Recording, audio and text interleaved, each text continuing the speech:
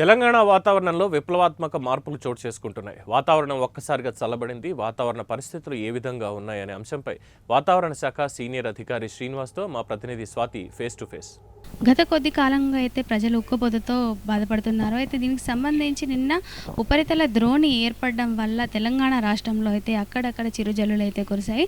ఇందుకు సంబంధించి తెలంగాణ రాష్ట్రంలో వాతావరణ పరిస్థితులు ఏ విధంగా ఉన్నాయి, వర్షాల ప్రభావం ఏ విధంగా ఉన్నది అనేది తెలుసుకోవడం కోసం మనమైతే వాతావరణ శాఖకు అయితే వచ్చాం. మనతో పాటు సీనియర్ అధికారి శ్రీనివాస్ గారు అయితే ఉన్నారు. వారిని అడిగి మరిన్ని విషయాలు తెలుసుకుందాం. సార్ నమస్తే. తెలంగాణ రాష్ట్రంలో నిన్న మధ్యాహ్నం నుంచి అయితే వర్షాలు నమోదయ్యాయి. దానికి సంబంధించి ఎటువంటి జాగ్రత్తలు తీసుకోవాలి, ఇంకా రాబోయే రోజుల్లో ఇంకెన్ని రోజులు ఈ వర్షం అనేది నమోదయ్యే అవకాశం ఉందంట?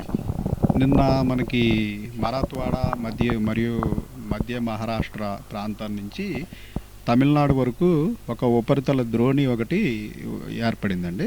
దానివల్ల ఏంటంటే మనకి ఈ అరేబియన్ సముద్రం నుంచి మా బంగాళాఖాతం నుంచి తేమగాళ్ళు నేల మీదకి ప్రవేశించినప్పుడు మనకి వేసవికాలం నేల ఆల్రెడీ వేడిగా ఉండి మనకి వేడి వాతావరణం ఉండటం వల్ల క్యూములోనింబస్ మేఘాలు ఏర్పడి ప్రీ మాన్సూన్ షవర్లు అంటాం. ఇవి నార్మల్ ఫీచరే. మనకి సమ్మర్లో ఇటువంటివి అడపదడప వస్తూ ఉంటాయి.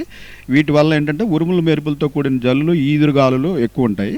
దాని ప్రభావం వల్ల నిన్న రాష్ట్రంలో విస్తృతంగా ఈ జిల్లాలన్నింటిలో కూడా మనకి వర్షం పడటం జరిగింది. ఈ డార్క్ బ్లూ ఉన్న జిల్లాల్లో విస్తృతంగా మొత్తమును ఆ రకంగా మొత్తం నిన్న వర్షాలు పడటం జరిగింది. అయితే ఈరోజు ఈ ఉపరితల ఆవర్తనము మరియు ద్రోణి కూడా బలహీనపడిపోయాయి. సో వాటి ప్రభావం లేదు. అయితే మనకి రాష్ట్రం అంతా విస్తృతంగా వర్షం పడి చాలా తేమ అవైలబుల్గా ఉంది కాబట్టి ఈరోజు కూడా టెంపరేచర్లు మధ్యాహ్నం వరకు టెంపరేచర్లు మామూలుగానే వేసవికాలం కాబట్టి టెంపరేచర్లు పెరుగుతాయి. టెంపరేచర్లు పెరిగినప్పుడు తేమ అవైలబిలిటీ ఉన్నప్పుడు లోకల్గా అక్కడికక్కడ క్యూములోనింబస్ మేఘాలు ఏర్పడే అవకాశం ఈరోజు కూడా ఉంటుంది. సో నిన్న విస్తృతంగా వర్షాలు పడిన అన్ని జిల్లాల్లోనూ ఈరోజు మధ్యాహ్నం వరకు ఎండ ఎక్కువగా ఉంటే సాయంత్రానికి మళ్ళీ క్యూములోనింబస్ మేఘాలు ఏర్పడి ఓ మాదిరి నిన్న ఉన్నంత ఇంటెన్సిటీ ఉండదు. ఈరోజు ఒక మాదిరి వర్షాలకి, ఉరుములు మెరుపుల జల్లులకి అవకాశం ఉంటుంది ఈరోజు మటుకు. రేపటి నుంచి మనం మళ్ళీ డ్రై వెదర్ ఎక్స్పెక్ట్ చేస్తున్నాం. అంటే తెలంగాణలో ఎక్కువగా ఏ ప్రాంతంలో నిన్న వర్షపాతం ఎక్కువ నమోదైంది? అదేవిధంగా ఎల్లో లైన్ సంబంధించి ఇప్పుడు ప్రస్తుతం ఏ ప్రాంతాల్లో ఎక్కువ ఎల్లో లైన్ ఉండే అవకాశాలు ఉంది?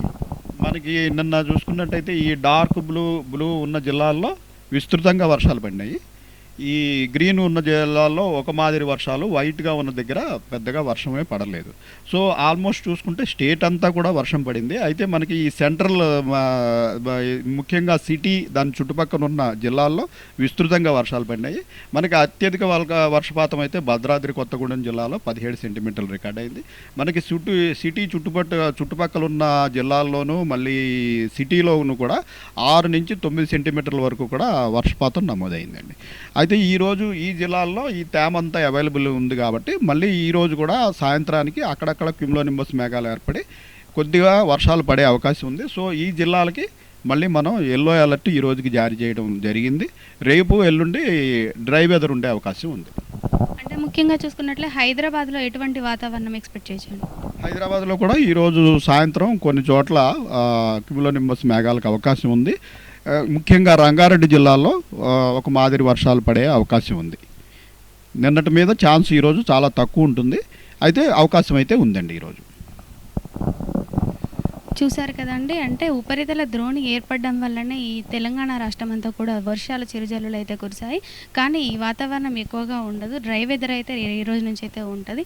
కాకపోతే ఈ హిప్టోకపిస్ మేఘాలు ఏర్పడడం వల్ల అక్కడక్కడ చిన్నపాటి చిరుజల్లులు అయితే కురిసే అవకాశం అయితే ఉందని అయితే చెప్తున్నారు.